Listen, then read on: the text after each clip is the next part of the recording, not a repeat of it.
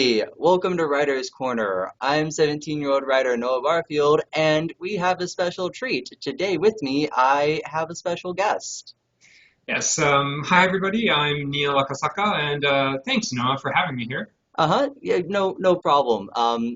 Today we're going to, well, you're just going to get to see what it's like whenever two up-and-coming writers just kind of do our best to inspire others to do writing things in general, and also to see what it's like whenever two actual writers geek out about writing in general.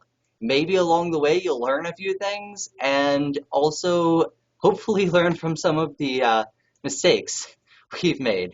Now, a little about me. I've always wanted to be a writer. I mean, I'm sure I've told everyone that. Neal's heard it countless times. A couple Um, times.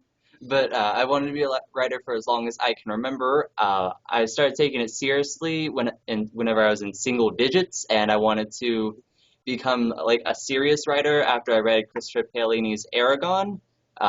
Started working on my current novel, an action fantasy thing I call Legendland at 14. And then I signed on to an editing and publishing company at 16. And I know it's always been a lifelong dream of mine to be just a published author and to make writing a career in general.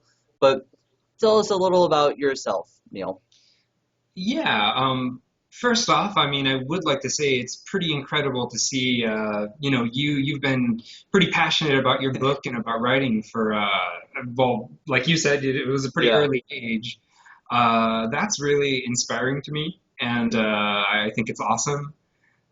For myself, I've always loved books. I've always loved reading, and I've wanted to kind of do something of my own for some time. And actually, my first book, it's called Pathways, and I'm kind of in the editing phase of it right now. But right. been working on it for about 6 years, so spent a little time on it. That's And like a third of my life. So I mean, a little time. You've been yeah, working on this book for as long as I've been taking writing seriously. So, all yeah, that's a little bit. right, But it's a lot of fun, and I'm sure here and there there's challenges that we come right. across. So are there any challenges that you faced in particular? Well, I mean, as a writer, everyone's going to face some challenges. Um, but since I started from an earlier age, I had a lot of writing intricacies and tricks of the trade that I just had to kind of pick up on the fly. So, Yeah. whenever people are like, hey, show, don't tell, do all of this really interesting writing stuff that, you like to read in actual books, I kind of had to pick up on that just through trial and error. There's also, I used to be a huge procrastinator, and it never really kind of hit me until I tried to write an entire novel. Then it was like, oh, wow, this is a little difficult. Plus a writer's block, so I just kind of never finished things. I mean, a bigger problem for me was cutting excess baggage off of things in general because I kind of work on stuff and then it spirals out of control because I want to Yeah. just keep working on it. It's part of my tendency to just kind of ramble about things, which I'm kind of doing now. Not at all. I do that in my writing too. So I had a lot of characters. I just had a lot of excess. But on the bright side, I put like 3 books worth of stuff in the first manuscript of Legendland. So now I just have like all of that in reserve to use for sequels. Um, but those were some challenges that I had to face, just some Yeah. stuff because of my age, but also because of just writing things that I hadn't learned, and part of my personality was getting in the way as well. But these Mm. are some of my challenges. I'm assuming you've kind of had to like muck through some challenges of your own. Yeah, yeah. I guess, there are things that, you talked about that I can definitely relate to. For me, like I mentioned, I mean, it took me, 6 years to get this thing. Right. Finally, the draft, Yeah. the first draft. Right. And when you're working on something over, that long of a period of time, it Mm, can be difficult to keep, like a mental map of things in right. your head. Kind of gets out of And hand. it does, it gets quickly out of hand. And it's yeah, fairly lengthy. So yeah, that was a challenge. And kind of like what you're also saying, life can kind of get in the way. It's which is something I'm sure people relate to that. right? But and Um, then yeah, just real quick, yeah. you're saying that you're working on this for 6 years. Did you ever feel at like one point or another that because you've been working on it for so long, it had to be perfect, so you kind of like procrastinated a little because of that? Yeah, yeah, that's a good point. There have been times where, because of, yeah, exactly what you said, how long I've been working on it, it's just, yeah, I mean, it's hard to not be a perfectionist, I guess, about it, and sometimes that Right. can be impeding, like, Hmm. and it's hard, figuring out what you can trim out, what Hmm. you need to keep, and Right. that can be challenging, obviously, but you know, when you have challenges, you overcome them, and it can, lead to like moments you're proud of, right? Right. So, Yeah. I mean, do you have some accomplishments, something that, stands out that you'd like to talk about, or? Well, I mean, since procrastination seems to be kind of an ongoing theme right now, a really big thing was actually getting over procrastination. That was a huge one. I mean, whenever you have these challenges, part of the great thing of being a writer is being able to overcome them. So, having like that initial manuscript or that draft, however long you've been working on it, having it finally finished is probably like that's just a Cute. huge accomplishment. Finishing things, Yeah. that's big. um, Picking up the writing skills, like kind of getting over my age and accumulating experience, was another Yeah. huge accomplishment of mine. But also, I think like my biggest one was probably learning my own style, becoming comfortable Yeah. with my own writing and just how that was going to work. So Right. specifically learning how to make characters appear more real and be able to empathize with them. So I was able to finally create real emotions for these characters and make them thus more realistic, more real Right. characters. Um, so, those are just kind of a few little things that Yeah. I'm proud of. I'm just proud of like my writing in general as that's progressed. Like that's kind of a big general thing. Yeah. But what about your own accomplishments? I mean, every writer has them. So why don't you Yeah. tell us some of yours? I mean, Yeah. Yeah. I think, for me, I mean, I guess it's a little bit of an obvious one, but finishing it was probably yeah. the single biggest accomplishment. Like when I finally got to that point Hmm. where I was done with the first draft, it was like a really surreal moment, where it's just, wait, it can't be, it can't be there I, already. Like, it I'm can't be done. finished. Yeah. Well, So, don't worry, you still have editing and like the final oh drafts and yeah, all of that. A lot yeah, of tons work of ahead fun, of you. lots of stuff to look forward to, Right. and it's yeah, and I guess we both, I mean, we've talked a little bit, but, Hmm. both of our novels are a little bit on the lengthier side, I Right. guess, which isn't bad, it's just, Yeah. Well, I it's, mean, I think that's an accomplishment all on its own is writing something, like that long our first try. yeah, Um, but were there any like specific parts of your book that you can like say you were really accomplished about or like feeling once you got finished without giving away the story of it? Because I know your novel's kind of, a little more yeah, complicated that way. it's a little, secret depending on Hmm. sort of thing, but, yeah, there's one scene in particular, it's kind of action heavy, but there's a lot of build up to it, and it's put in this very, I would like to think it's kind of a unique environment, Right. and I like kind of the atmospheric feeling going Hmm. on, and the interaction between the characters, and kind of the build up to the action, and it was like a moment that I'd been envisioning for a long time, and when I finally got there and finally finished it, it was just, and I read it again and it felt wonderful. So Right. Well, I mean, yeah, obviously, that's I've had some moments in Legend Land itself where I built it up in my head, and then I finally yeah, got to it, and it just kind of laid out. And I suppose that's a huge yeah, accomplishment, for any yeah. writer. And it's always wonderful when, you have people reading what you've written, Hmm. and they enjoy it. I think Yeah. there's probably, nothing more encouraging and Than exciting. someone else besides you being like, "Hey, this is actually pretty good." Yeah, Well, I it's a mean, different sort of thing. Yeah. I've had some people proofread Legendland, which if you don't mind, I'd like to talk just a little bit about. Oh yeah, no, All right. please. Because I kind of want to let people know about these novels that we're talking about, and they're like, what's going on? Well, Legendland, as I've said, it's kind of an action fantasy thing. So Yeah. there's action like yours, but there's also lots of huge fantasy elements in there. It's actually my first novel that I'm publishing, not the first one I've written, but it's the first Yeah. one I'm publishing, and it's on Kickstarter, which means people can help make it happen and make this dream a success. So I think your novel's on Kickstarter too, and we can get to that Yeah. and like really shortly. Um, Yeah.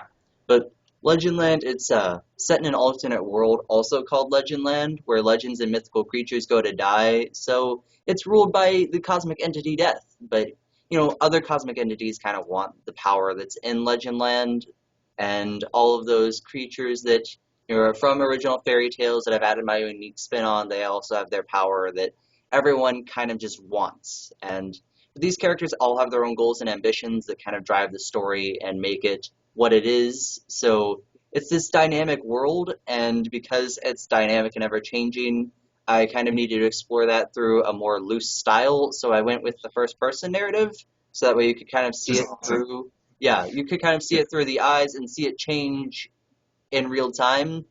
And also, I give you like three different points of view to see it from. That way, you can switch back and forth. And it also allows the reader to decide who the real good and bad guys are, because I don't really clearly define those lines. And, a lot of people might side with my antagonist just because they think that the antagonist's story is more deserving and, like, their revenge plot is better or whatever. So kind of let the reader decide who the real hero and villain is. And I think that's kind of what makes my novel unique. But I've ranted about this for a little too long now. So, Pathways, from what you have the first chapter up to read on Yeah. your website and on your Kickstarter as well. So, Yeah. it sounds pretty interesting. Why don't you clue everyone else in on that? Yeah. Yeah. So it's a science fiction story, and while I kind of played with the idea of doing a first person narrative, Yeah. I for this one I did go with the third person perspective, and and by the way, I think I really do admire the fact that you wrote it in first person, your own story, and Right. it's multiple people, multiple character perspectives, and I I think that's pretty great. I can never really master third person, so I'm really kind of looking forward to someone who decided to actually do that, because I read it and it can be good or it can be bad, but yours Yeah, like really draws me in from what I've yeah. read. So I'm really Okay, looking forward to see how that flows. yeah, I'm excited, and yeah, to get I guess give a little bit more Hmm. in terms of story background. That It's necessary thing. yeah, that thing that I should probably talk about.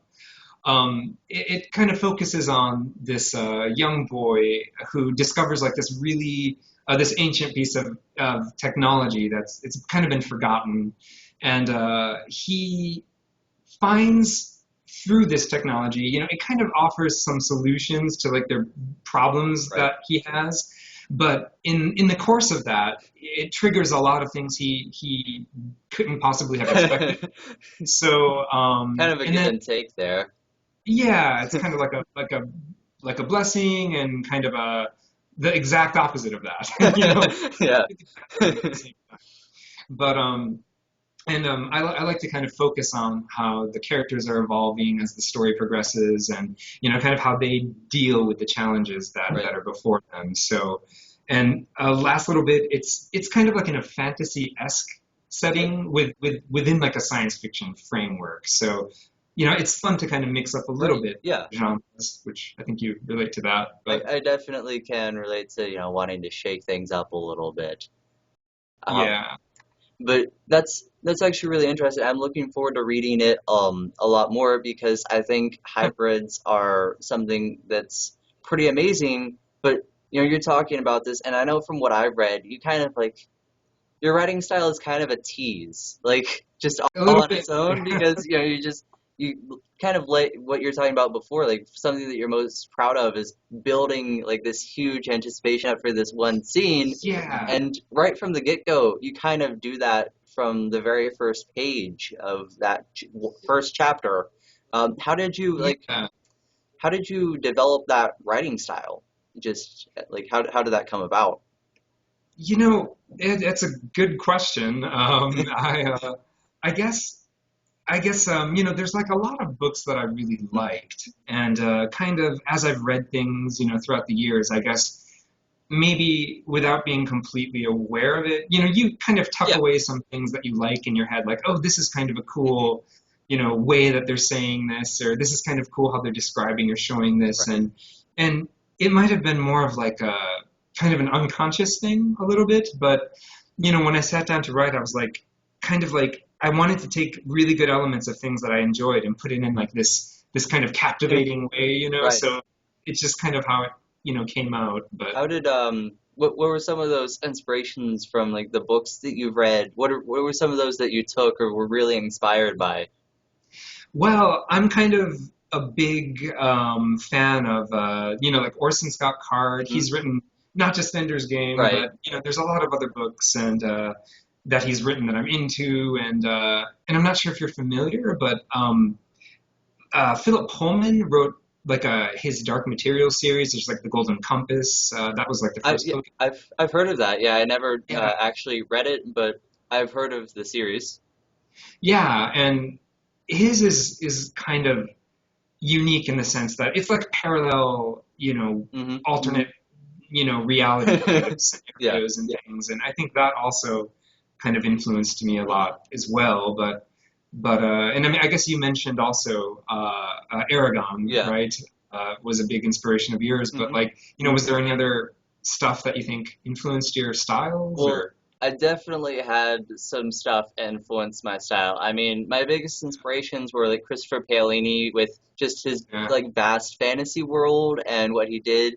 Plus, I read his bio and it said, New York Times bestselling author by 19. And I don't know how yeah, this comes across, but in my mind at that exact moment, I was like, I have to beat that.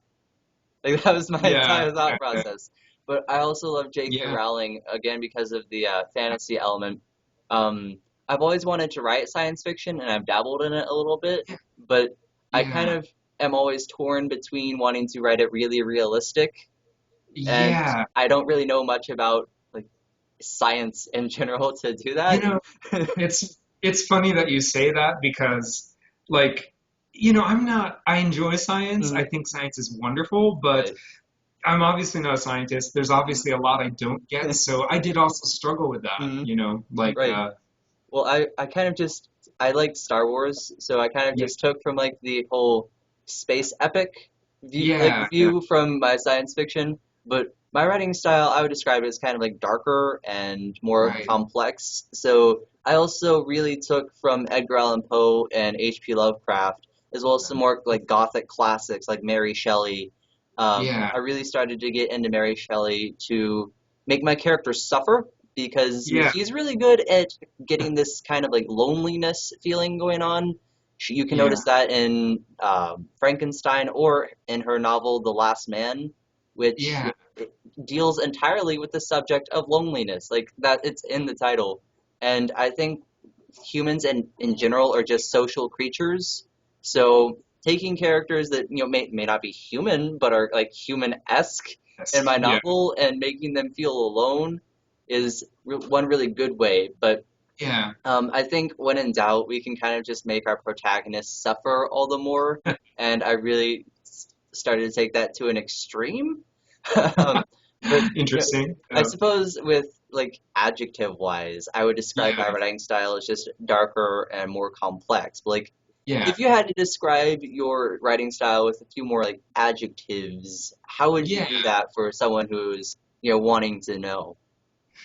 Yeah, I do enjoy adjectives. There was something, I like to kind of write things in a way that I would imagine, Hmm. it would be easy for like the reader to read it and be, like they can just picture themselves Yeah. being there. So I think like that's always something that's kind of Hmm. on my mind as I'm writing. Like I want to accomplish that. And I also like what you're saying, emotions, human emotions. I Yeah. think that's, you know, really a lot of fun to explore. Particularly the darker sides Yeah. can be a lot of fun, because it's yeah, there's something enticing about it, Hmm. yeah, especially in literary works and things. But Right. so I can Well, relate to that. there's I really think that it's fun to, or at least useful whenever, because I think some people have a difficult time. I don't know, maybe some writers out there can relate to this, that they have a difficult time kind of making characters seem relatable. Like, Yeah, as writers, we're kind of given the task of making things that aren't real seem so real to us that we can sympathize with them. And yeah, that's not an easy task. So it is not. um, one of the that's one of the reasons why getting that emotion thing was so important Yeah, to me, was being able to create those real emotions. And eventually, I just kind of had to like start from scratch and use really basic primal emotions. And yeah, that's not always like anger or these darker, more suffering emotions, but yeah, kind of get into like this primal flight or flight response. So yeah, having certain basic emotions like anger and then like fear, but also having like a really like primal joy. It huh, interesting. being able to just express complete satisfaction in or like a pride, I suppose, because Yeah, some people consider pride like a bad thing, but I write it in my characters where sometimes they've done yeah, something that they should be prideful about, and yeah, like justly so. And so I kind of tapped into some of these more primal emotions, I think, on just a like more innate level that people will be yeah, able to realize. How did you yeah, do your best to like make characters seem more empathetic, like being able to sympathize with yeah. them? It's I think that is probably like one of like the hard things to do, Hmm. when you're writing. I spent a lot of time. I tried to make the dialogue, convincing, Right. believable. Whenever there's conflict between characters or they're reacting to a situation, I think dialogue is like a really is an effective way to kind of explore what they're feeling, right? Hmm. Yeah. And kind of convey their states of minds and things. But I really try to work on that, and yeah, just try to kind of picture, you Right. know, get to know the character, try and figure out, what would this person Right. be thinking in this situation? Not like Kind of. what am I Yeah. think, but and Kind of of take them course out that's to also dinner, and in your head, yeah, get a feel yeah, for them.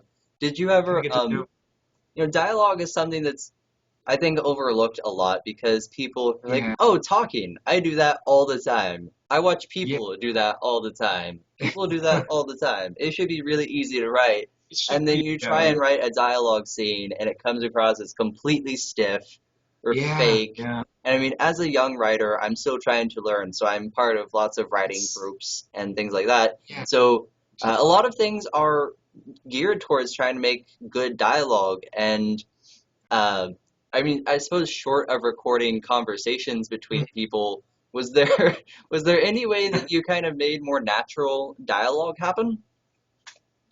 yeah. It's well, one really helpful thing is kind of to have. I mean, if you're fortunate enough Mm. to kind of have somebody maybe close to you that you can kind of talk things over with, like that, because then you're automatically like involving another brain, Right. like Yeah. someone who isn't you, Yeah. and I think like that's been incredibly helpful, Right. and then you know I also like kind of just going out. Mm. I like going to cafes. I like just sitting around and, in a non-creepy way, just like listening to people with, kind of how they talk and Right. just kind of make mental notes of things and, Well, try to incorporate that. But is that a way that you can easily get over writer's block? Because yeah, that's another big thing, and that's a reason named after us writers. yeah, Writer's block. I mean, I know a lot of people have trouble with it at least one time in their life, and I kind of yeah, with writer's block, it would just completely make my inspiration go at an impasse. and I Yeah. wouldn't be able to work. So I kind of forced myself to be inspired every day from Yeah. like 9 all the way to 5. Like that That's rough. was, I had to force myself to do it, but that's kind Yeah. of how I got over writer's block was I just kind of kept hitting at it. I'd Yeah. also like if I was working on fantasy, I would go work on sci-fi or something completely out of my element like Right. romance, which not only made me a more well-rounded writer, but Hmm. also whenever I came back to fantasy or Legendland, it was something new, so I got all inspired again. Also, you know, because I'm hugely inspired by not only just books but also other art forms and like other Yeah. media. Yeah. A lot of my books and stories are inspired by movies I've seen or Yeah. anime or especially the combat in it and how the story kind of flows. And I Right. kind of start picturing it as like a movie in my head. And Yeah. that when That's it helpful. once I get to the writer's block point, I'm just like, what would I want to see in a movie? And Yeah. I kind of That's a good write that point. in. But what are some of the ways that you get over writer's block? Yeah. Aside from, tearing out my hair, screaming in frustration, that kind of Always, thing. always effective. Yeah. Yeah. But it's interesting because when you're talking about kind of Hmm. cycling through genres or Yeah. kind of changing things up like that, I think that's actually a wonderful idea, and Hmm. I might give that a shot the next time I'm experiencing writer's block. But like I like to kind of move around a little, Yeah. like I have my one kind of where I write most Yeah. of the time, and then if I'm sitting there and stuff's not coming out, then I'll be like, okay, it's time to move. So I'll take a laptop, go into Right. like the other room and sit there, kind of, I might stand up, Hmm. kind of pace around a little, or like I mentioned earlier, I might go to a cafe or something like that, and Just not stagnate, right? yeah, Kind of not stagnate. get yourself, not just your mind, but like your body flowing. Yeah, All right. kind of, take a little bit advantage of like Mm-hmm. just the energy that exists in kind of social settings, but Right. while still at the same time, I'm not part of it, I'm kind of removed from it, but you can kind of feed a Yeah. little bit of the energy. Right. So, So, like any writers out there that aren't deathly afraid of people or can actually write around people, because I have a difficult time like writing around people. I need to be yeah, left alone. I need to listen to music and just kind of escape reality because that's what I do with books. So that's what I kind of do with my writing. But any writers that can actually do what you do and just kind of be around people, but also be detached from them and are comfortable with that, I highly recommend doing it because um, it's obviously worked because pathways happened. Um, yeah, but I think, I think one of the great things about having a couple of yeah, writers here is that we have a couple completely different techniques that we use, and yeah, also, our styles, I can see similarities in them, but I can also yeah, me too. definitely see some differences. Something that I noticed in yours is that Yeah, I think I read in your bio you spent some time with screenwriters. Um, yeah, I and did. I I can kind of see a little bit of influence with that. Your dialogue flows a little more naturally than mine That's good to does. know. Oh, Um, yeah, because mine kind of happens in like this like epic narrative style, and huh.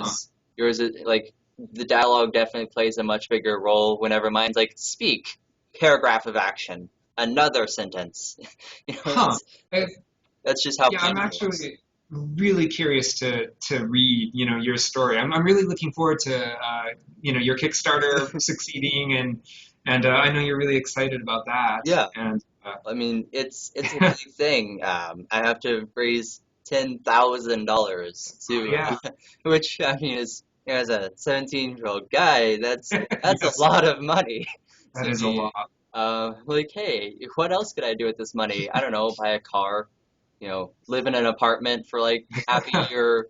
There's like a ton of different stuff I could do with this money, but um, Putting it what towards your book. yeah, Yeah, yeah. This what this is definitely making a dream of mine come true. And I know your book is on Kickstarter too. And like you said, this is something that you've wanted to do for a long time. yeah, And I really encourage everyone to yeah. check them out. We're kind of running out of time now, so I'm gonna wrap it up a little. But I Okay. really encourage everyone to check out not only my Kickstarter but Neal's as well because I read a few excerpts excerpts. I can never pronounce that right.